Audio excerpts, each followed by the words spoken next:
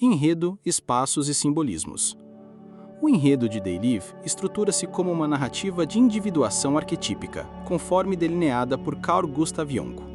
A figura central, John Nada, inicia sua trajetória em um estado de alienação e inconsciência, inserido nas margens da sociedade, destituído de identidade própria. Seu sobrenome, Nada, já antecipa a condição de vazio egóico e latência simbólica. A descoberta dos óculos, instrumento revelador da realidade subjacente, simboliza um momento de ruptura com a persona coletiva, permitindo o acesso ao inconsciente coletivo e às forças arquetípicas que moldam a experiência social. Trata-se do início de um processo de confronto com a verdade interior, traduzido aqui pela percepção de mensagens subliminares e entidades alienígenas controladoras, representação da sombra coletiva reprimida. Os ambientes urbanos que estruturam a narrativa funcionam como projeções da psique coletiva, fragmentada e dissonante. A prevalência do concreto, da publicidade invasiva e da ausência de elementos naturais reforça a ideia de uma sociedade dominada por arquétipos artificiais, distanciada de sua essência simbólica. Essa paisagem árida e repetitiva representa um inconsciente coletivo saturado de persona, onde a autenticidade do self encontra-se obscurecida. A cidade, nesse sentido, torna-se expressão imagética da cisão entre o ego adaptado socialmente e os conteúdos arquetípicos não integrados. A paleta cromática anterior à utilização dos óculos, dominada por tons acinzentados, brancos e pretos, exprime simbolicamente a uniformidade da persona e a ilusão perceptiva que ela sustenta. A revelação do mundo real, com cartazes que emergem em tons saturados de vermelho, insere elementos associados à violência, repressão e compulsão, correspondendo à emergência da sombra. A alteração de cores é, assim, um processo simbólico de desvelamento do inconsciente. Os figurinos minimalistas dos alienígenas também remetem à despersonalização e à substituição do humano por um arquétipo degenerado. A trilha sonora desempenha um papel fundamental na estruturação simbólica do filme. A repetição de jingles publicitários opera como um reforço inconsciente de um ideal coletivo imposto, contribuindo para a manutenção de comportamentos automáticos. Já os momentos de silêncio, sobretudo nas cenas em que a verdade é revelada, instauram uma atmosfera de vazio existencial, simbolizando o colapso da estrutura egóica diante da revelação do inconsciente. O silêncio atua como espelho do nada que resta quando a persona O filme ressoa com mitos apocalípticos e estruturas simbólicas de revelação cósmica. As entidades alienígenas assumem o papel do trickster, arquétipo do engano e da transgressão, que subverte a ordem sob a aparência da normalidade. Nada, por sua vez, emerge como o herói arquetípico em ascensão, convocado à jornada iniciática para restaurar a autenticidade do mundo. A caixa de óculos, nesse contexto, funciona como o recipiente alquímico, o vaso simbólico da transformação interior, instrumento de confronto com a verdade psíquica. A longa cena de combate entre Nada e Frank no beco não é apenas física, mas eminentemente simbólica. Representa o ritual de confronto com a sombra individual, onde o outro encarna o aspecto rejeitado do próprio sujeito.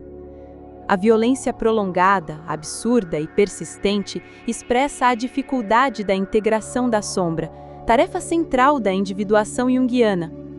A resistência de Frank não é à verdade externa, mas ao abismo interior que ela revela. Trata-se de um duelo interno, dramatizado como embate interpessoal. As mensagens publicitárias, obedeça, consuma, não questione, funcionam como conteúdos simbólicos projetivos. Elas representam o conteúdo reprimido da psique coletiva que retorna sob a forma de compulsão. São comandos do inconsciente cultural que deslocam a vontade individual e reforçam padrões de comportamento padronizados. A publicidade, nesse cenário, torna-se o reflexo distorcido do self, não uma imagem de plenitude, mas uma caricatura simbólica imposta ao indivíduo. A mídia e os outdoors, que mediam toda a percepção do mundo, equivalem ao véu da persona coletiva.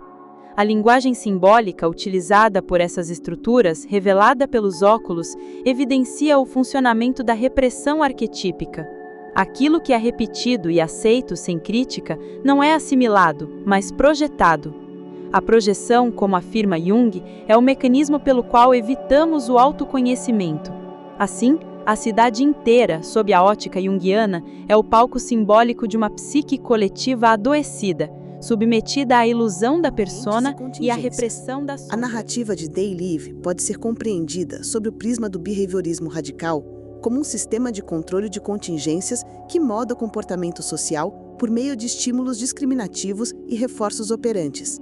As mensagens subliminares dispostas nos meios de comunicação funcionam como estímulos discriminativos potentes, sinalizando a disponibilidade de reforçadores sociais, materiais e afetivos para aqueles que se comportam de maneira conformista. Tais mensagens não apenas evocam respostas automáticas, mas configuram um ambiente de controle operante eficaz. A conformidade aos papéis sociais, evidenciada nos comportamentos rotineiros de consumo, obediência e adaptação a empregos alienantes, é continuamente reforçada por contingências positivas. O acesso a recompensas materiais como salário, moradia e aceitação social reforça a manutenção de respostas padronizadas. Ao mesmo tempo, indivíduos que desviam desse padrão sofrem punições negativas, como exclusão, precariedade e violência institucional. O sistema social descrito no filme reproduz assim um campo de condicionamento sistemático. Os alienígenas representam, no nível funcional, agentes modeladores do comportamento humano. Eles manipulam reforçadores secundários, como dinheiro, status e segurança, para manter a estrutura de controle vigente. Ao estabelecerem estímulos discriminativos, como mensagens ocultas, que antecedem reforços, tornam o comportamento previsível e automático. O mundo, nesse sentido, é concebido como um laboratório comportamental onde a liberdade é substituída pela resposta condicionada. Ambientes distintos operam como espaços com diferentes contingências de reforço. As áreas de elite garantem reforços positivos constantes para os comportamentos alinhados à ordem, enquanto os guetos e áreas periféricas implementam punição por omissão, privando os indivíduos de recursos essenciais, como moradia e alimentação, para extinguir comportamentos de resistência. A geografia urbana reflete assim um sistema de controle de estímulos de modo cuidadosamente inquietante estruturado. as dinâmicas do capitalismo de vigilância. As tecnologias digitais, como algoritmos de recomendação e interfaces interativas, operam hoje como estímulos discriminativos sofisticados que sinalizam recompensas comportamentais, curtidas, visibilidade, pertencimento.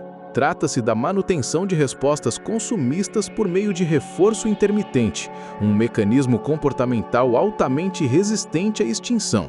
Essa lógica reflete diretamente o universo simbólico descrito em They Live. Políticas públicas de austeridade também são representadas de forma simbólica no filme, especialmente na marginalização de espaços e sujeitos. Tais políticas produzem ambientes aversivos que operam sob contingências coercitivas, levando à supressão de comportamentos alternativos. A lógica é clara: quanto mais vulnerável for o ambiente, maior a tendência à submissão comportamental. O filme denuncia, assim, a funcionalidade da privação como técnica de controle. O acesso aos óculos revela, comportamentalmente, um novo estímulo discriminativo que altera o repertório do sujeito. Após o contato com a verdade, os comportamentos anteriores são extintos e novas respostas emergem, mesmo diante de punições severas. Essa transição pode ser compreendida como um processo de reconstrucionismo comportamental, onde novos reforçadores, como o senso de justiça ou de autenticidade, passam a competir com reforçadores sociais convencionais. A luta de nada para romper as contingências sociais representa, portanto, a resistência de um organismo que rompe com a coerção ambiental. Seu comportamento, antes mantido por reforçadores materiais, passa a ser sustentado por reforçadores simbólicos intrínsecos, como a verdade e o propósito existencial. Isso demonstra que, mesmo em sistemas altamente condicionantes, é possível o surgimento de respostas autônomas, resultado de um rearranjo radical de John Nada e fechamento reflexivo. A trajetória de John Nada pode ser lida como uma estrutura completa da jornada arquetípica junguiana, da inconsciência à integração. No início do filme, ele encarna o arquétipo do homem comum, deslocado, ignorado, desprovido de individualidade. A entrada em contato com os óculos simboliza o chamado à aventura, ou seja, a convocação para abandonar o estado de persona passiva e iniciar o confronto com a verdade psíquica reprimida. A recusa inicial de Frank e a subsequente luta compõem o primeiro grande teste da jornada. O combate simbólico com o Frank representa o ritual de enfrentamento da sombra, tão central na teoria junguiana. Ao insistir que o outro enxergue a realidade, Nada projeta inicialmente sua descoberta, mas também se defronta com a violência interna necessária para sustentar essa visão. A sombra, que se expressa na resistência, na negação e na raiva, exige integração através do confronto. Tal embate não é externo, mas interno. O ego precisa superar suas defesas para permitir a assimilação do inconsciente. Holly surge como projeção do arquétipo da ânima, ambígua, enigmática, sedutora e perigosa. Sua presença catalisa a transformação psíquica de Nada, levando-o a transcender os impulsos destrutivos e agir por princípios éticos. Mesmo sua traição pode ser lida como função pedagógica da ânima. Não se trata de idealização romântica, mas de aprendizado por meio da desilusão, caminho comum nos mitos de individuação. A jornada culmina com o sacrifício final. Ao destruir a fonte da transmissão alienígena, Nada destrói também a si mesmo. Nesse gesto, realiza-se a função transcendente descrita por Jung, a síntese entre ego e inconsciente coletivo. Ao se dissolver no ato de exposição da verdade, o herói atinge a totalidade simbólica, o self. A morte não é derrota, mas consagração da individuação. A advertência junguiana sobre os perigos de uma vida governada pela persona. A sociedade retratada em They Live representa um inconsciente coletivo não elaborado, onde a sombra reina sob disfarces e a autenticidade psíquica é suprimida. Nada rompe esse ciclo ao assumir a tarefa moral de confrontar a ilusão, mesmo sabendo do preço a ser pago. Essa escolha simboliza o arquétipo do salvador trágico, que redime o coletivo por meio do sacrifício individual. A coragem ética de Nada também reflete a tensão entre coletividade e individuação. Jung alerta que o inconsciente coletivo tende à uniformização, enquanto a individuação exige diferenciação. Nada rompe com o coletivo adoecido não por egoísmo, mas por fidelidade a uma verdade interior.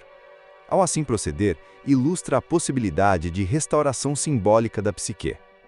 A cena final, em que a população finalmente vê os alienígenas em sua forma real, representa o retorno do conhecimento ao coletivo.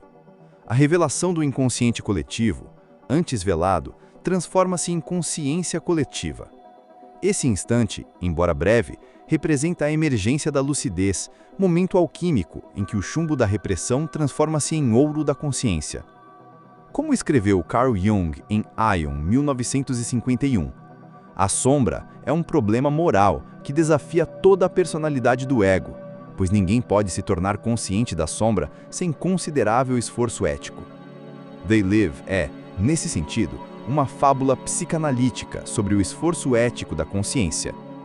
O percurso de John Nada não é apenas uma revolta contra o sistema, mas uma jornada simbólica de integração da sombra, dissolução da persona e realização do self.